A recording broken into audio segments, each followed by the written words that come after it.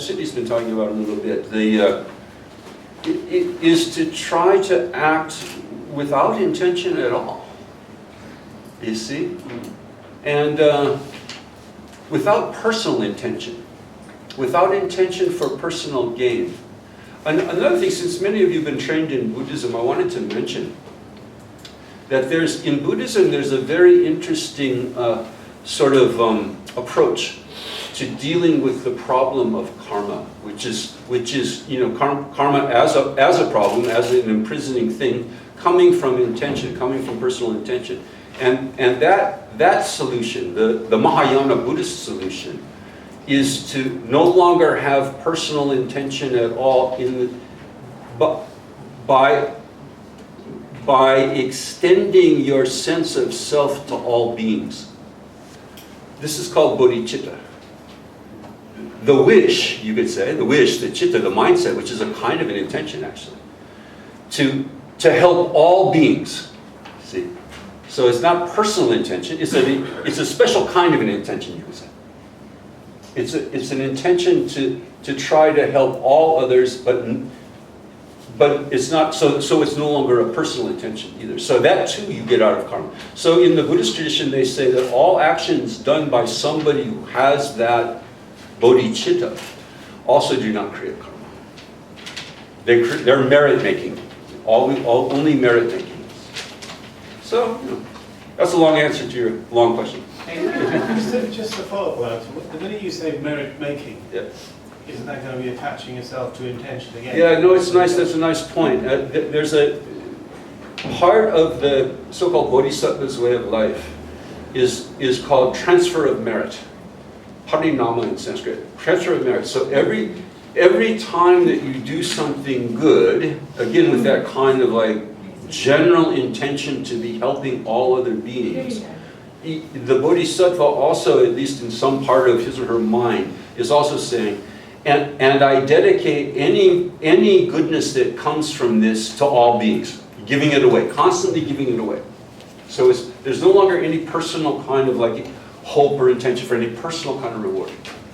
And also, something that's interesting, because Marut was talking about the subtle body a bit in this retreat, in this talk, and the collection of merit, they say, collection of merit, the collection of wisdom results in the Buddha's mind, in your Buddha mind, and the collection of merit results in the Buddha body, and the Buddha body, part of that is that sort of subtle body of beatitude. You sort of recognize your form as that subtle aspect of form, and I think that's kind of interesting too, because that subtle body sort of represents the fact that you're not fixing your actions to that solid self. So it sort of results in recognizing that you don't end at the end of your skin, that you are just flow as well.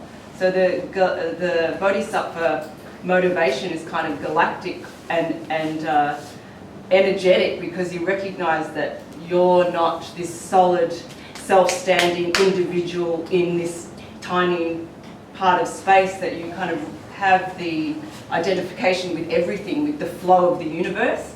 So the merit making is sort of this continual movement of energy. It's just a continual flow of action and reaction, but it doesn't stay, like I was saying about the burning like a good bonfire. It doesn't stay, it doesn't stink up the place with staying. It's just this sort of flow of energy, so you get more into the flow aspect, galactic flow. There's a question back there. Well, I think you kind of already answered it, but it was also about connecting what we were talking about yesterday and Friday and today. Like, how do you define your priorities? How do you identify what needs to be done without attaching to the expectation of it? Well, those are two different things. What needs to be done is what needs to be done. The expectation of what you're going to get out of doing it is a different thing than actually doing it. You see what I mean? So the things that we need to do in life, usually, they present themselves to us.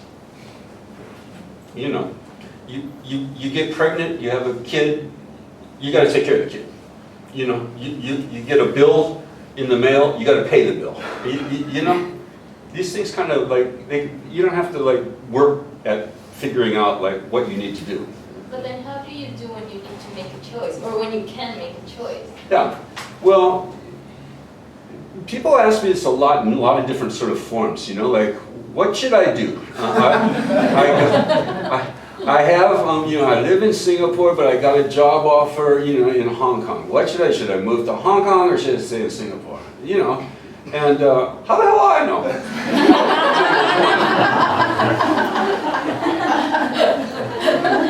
But this, from the sort of spiritual point of view, the criterion is this: where can I be of most benefit? Which of these two decisions would be most beneficial to the people around me, to the world around me, and so forth?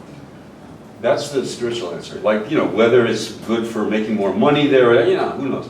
I mean, ask a financial advisor. But, so does that help? I mean, in terms of like, you know, because we all have to make decisions like this all the time. But that would be the spiritual criterion for deciding. Yeah? Well, actually, on that point, that could also be a trick of the ego.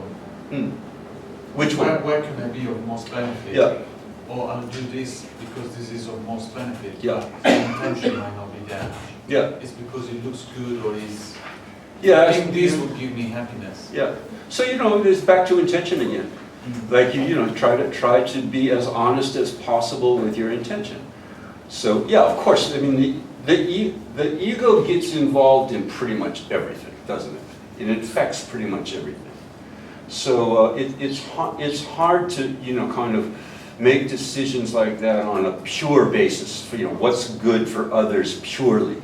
The ego always gets involved, so it's relative. It's relative. You know, a lot of it involves just kind of like trying to be as honest as possible with yourself and about what your intentions really are. Thanks. I actually had a question before that. When you run a small business or a business, I sometimes wonder, should I have goals or not? Should I have targets or not? And I appreciate what you're saying about targets being stressful, you know, expectations and so on. At the same time, when you have targets, your team will be more focused, or I think, you know. I just wonder if you can elaborate on that. I mean, what's your take on, you know, working life? Are targets expectations really? Yeah, I mean, you know, we all unenlightened people, you know, have goals. We have expectations. We have hopes. But the more we're focused on the goal, the less we're focused on getting to the goal. You see, so this kind of idea of action in the present, action for its own sake in the present, is actually the best way to get to your goals. Is to focus very, very clearly on what needs to be done now. And then, you know, the goals will come. The goals will be met. But a lot of people focus too much on the goals and too little on what needs to be done now. See what I mean? If you're always focused on like the future, then some part of your attention, some part of your mind, some part of your energy isn't focused on what needs to be done now, here. The text also is about expectation of selfish advantage, like it says to release yourself from expectation of selfish advantage. So you could also consider like the goals of the company putting more emphasis on how beneficial it is to, you know, increase productivity in terms of how it would help people, or if you want to make a certain amount of profit, then how could you use that profit to help the community, and that, you know what I mean? And so it's not so much about the selfish advantage, but the goals have some sort of, you know, we aspect rather than the me aspect, because the goals of all other living beings is one of the ways that they describe enlightenment as well. Like you're fulfilling the goals of the universe, you're fulfilling the eventual enlightenment of the universe. And so if you can make your personal goals and your company goals that is in some way in line with that, then it's different than having selfish advantage. Yeah, this goes along, you're right on what I was going to ask, because I'm in a trading job, and we have targets, financial targets, and things down the line. And so the way I'm trying to vet my own answer, so is to to realize those, they're real, they're expectations and you have to go through them, but it's really trying to do your best now, so those will be there. Yeah, You have them, that's but, right. but if you're always just mind on there, you're gonna drop the ball on what's supposed to be going on in the front. Yeah, that's what I was trying to It's say. it's immediately in front of you. Yeah. And then I think the other thing that I try to do, which you just said, is I have a team. And I try not to think about when I do something, how is that gonna affect everybody, not just me? And these people have children and families and other things. So if you Right. take the me aspect out of it, hopefully, that will be beneficial to the project. Yeah, yeah. And sometimes that could be removing yourself from the situation. Yeah. So, Yeah. I mean, it's not, so these Right. tough decisions have to come down. Yeah, Yeah. but yeah. Yeah, Hi, well, first of all, I have to say thank you very much for the talk. I really enjoyed it. thank you for coming. My question perhaps is a bit off topic, so I apologize for that. I want to talk about external constraints. So on page 8, you talk about a lot of external constraints in terms of outside situations. So the question I had is that when I was younger, I used to work a lot with prisoners. And these verses kind of really spoke to me because you really are in a situation where the place is overcrowded, you can't sleep, it's hot, mosquitoes, rats, cockroaches, there's a threat of violence all the time. And a lot of people I worked with, they kind of gave up, they became numb.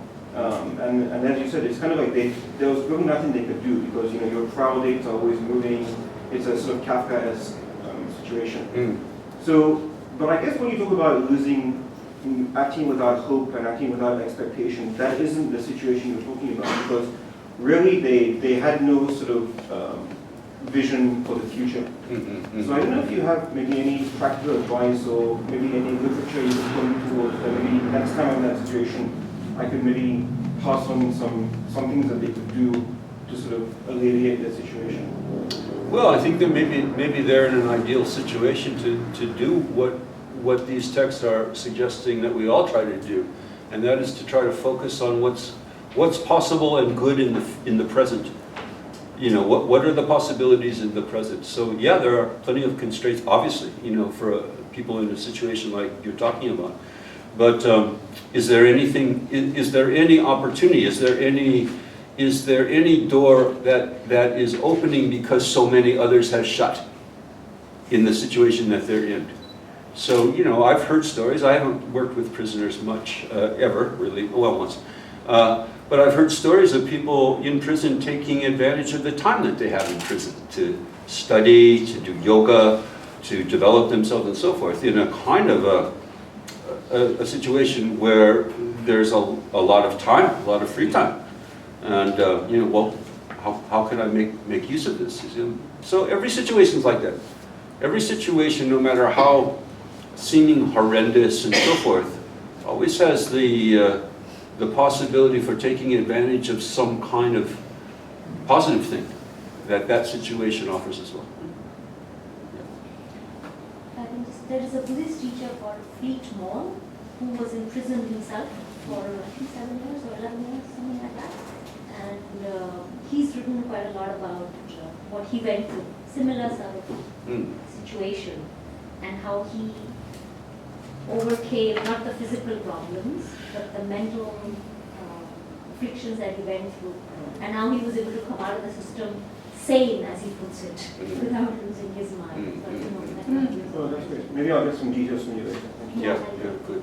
Also, there's some of these texts, like Marut, I think, says in Be Nobody again that you can't start disabling the ego until you've built it up. So have selfless action and egoless action is not like an appropriate teaching for people that are really depressed and their ego is like not stable, and it's the same with people that are feeling hopeless. Well, there's no point giving them a teaching about be hopeless. They're already hopeless in a way that they're not referring to in the texts, because they're speaking to people maybe that have really already built up a certain spiritual practice and are now grasping to expectations of what I'm going to get from my great karma because I'm such an amazing person.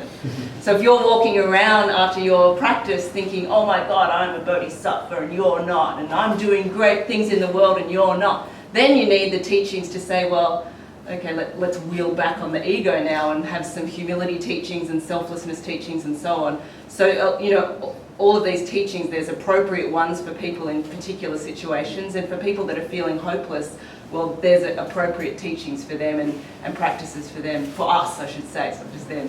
But when we're feeling hopeless, egolessness is sometimes not as good as doing something that's brightening the mind a little bit more in terms of, you know, more sort of gratitude practices or things that aren't so bound up in hopelessness and groundlessness.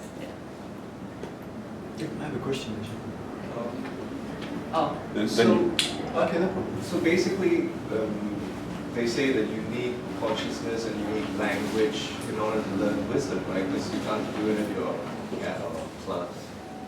But then consciousness creates ego, or is it ego that creates consciousness? What's the relationship between the two? Well, there's no thinker that then thinks. There's no independent thinker who then thinks. A thinker is a thinker when the thinker thinks a thought. And a thought is a thought when a thinker thinks it. So to make a distinction between ego and consciousness may be false. But I think that your question is, maybe another way, that another intention of your question was that we have to use our intellect in order to try to understand, you know, reality. This is what they call in the text buddhi yoga, using the buddhi, using the intellect, disciplining the intellect. But the deeper the intellect goes, the more the intellect realizes that it can't know. The really intelligent people in the world are those who know how much they don't know. So from a spiritual point of view, we use the intellect to try to grasp these concepts, to try to understand philosophy and, you know, all of that. But the more you understand it, the more you realize that it's not the point to understand it, the point is to let go. But you can only let go when you kind of have come to your end of your rope a little bit. You know what I mean? So you know, this idea of trying to get to a non-conceptual state, where you've let go of the ego, you've let go of consciousness, you've let go of, you know, intellectual, you know, conceptuality. That state of mind, for most of us, I would think, is gotten to through conceptuality, through training the intellect, through working really hard to get it. Like, you know, like, see my fro, bro? To really try to get it, and study and meditate and all like that. And until you get to the point of realization that the mind has limitations, the intellect has limitations, and then to take the jump, the leap, you know. The cliff has to be there for the leap to happen. The intellect has to be there, the training, the real, you know, training of the mind. And I'm not talking about, like, you know, getting really high IQ or something like that, but trying to figure out with the mind how things are really working.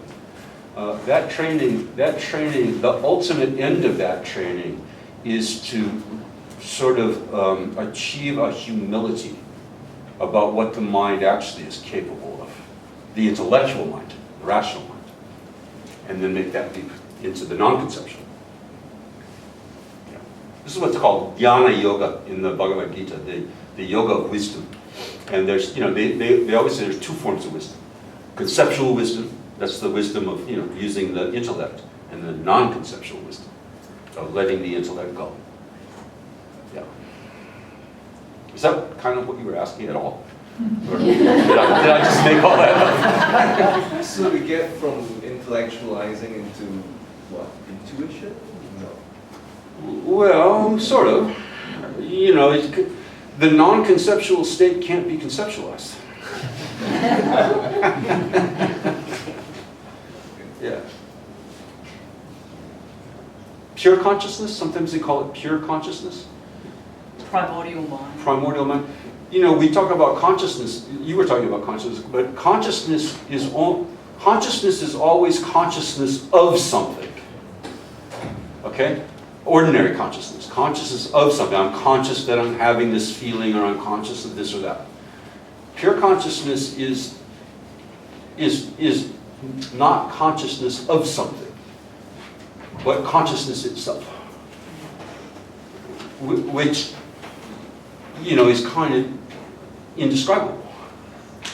You can't rationalize, you can't conceptualize it. Because conceptualization always requires conceptualization of something.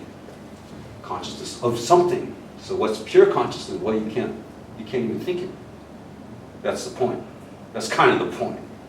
That there is a state of mind that lies behind or underneath or transcendent or something of the purely rational, purely intellectual, purely conceptual. And it can't be conceptualized by definition. Yeah. Enough? Oh, sorry, yeah. Actually, I just wanted to know, why do you call yourself Lama Marut? Easiest one for last. Yeah. Well, Marut was the name that I was given when I was ordained as a monk. And Lama is a name that other people gave me. So it's a stage name.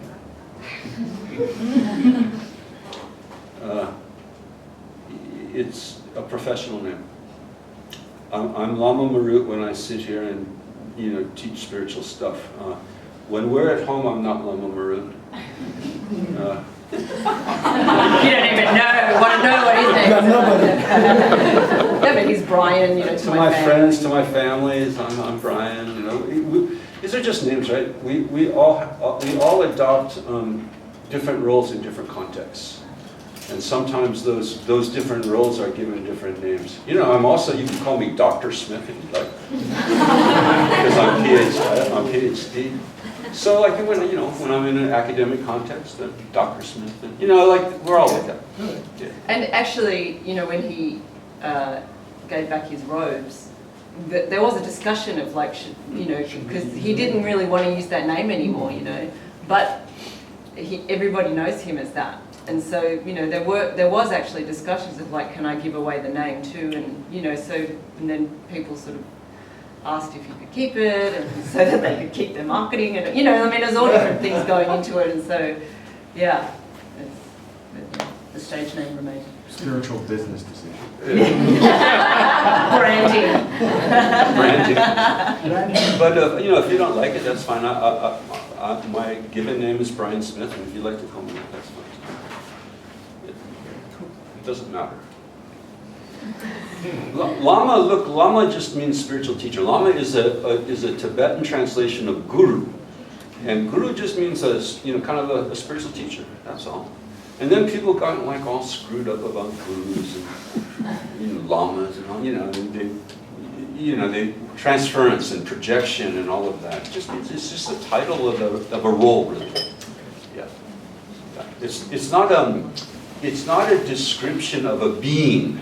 It's a title of a role. You see what I mean? Different. Yeah, thanks for asking. I bet you other people wanted to know. So thank you very much for coming, and I hope it was of some use to you. We gained a lot by trying to think about how to teach this class, about how to get a little bit more Unbusy in our own lives, and so appreciate you guys giving us the opportunity to think this kind of stuff through a little bit for ourselves. Tuesday, you want to talk about the... Okay, Thank you. Thank you.